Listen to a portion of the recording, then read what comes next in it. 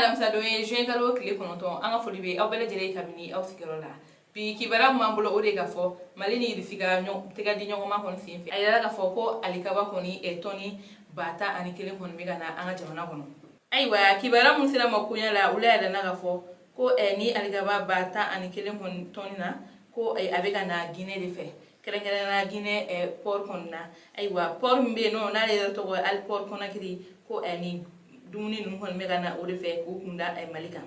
Ayiwa a yirala ka fɔ ko kabini mai kalo kɔni laban na ko ni balo ninnu kɔni sera Guinée ko an bɛ wagati min na ko bi ko u kɔni b'u kɛ camion kɔnɔ walasa u bɛ se ka Mali sira kɔni sɔrɔ cogoya min na. Ayiwa hakilina jiginna an b'a yirala ka fɔ Guinée port kabini CEDEAO kɔni ale ni UEMOA kɔni ye sanction kɔni jigi Mali kan ko olu kɔni bɛ ka Maliyɛnw dɛmɛ walasa u bɛ se k'u ka magoɲɛfɛnw sɔrɔ cogoya min na. Ayiwa an b'a yirala ka fɔ ko ni balo ninnu kɔni ye caman ye wa u bɛna caman bɔ an ka gɛlɛya la an bɛ wagati min na ko bi fɛn bɛɛ sɔngɔ kɔni yɛlɛmalen don wa caman faralen don fɛn caman sɔngɔ kɔni kan wa tuma dɔ la yɛrɛ a dɛsɛ kɔni bɛ ka kɛ wa ko nin bɛ ka kɛ sababu ɲuman ye walasa Maliyɛnw bɛ se ka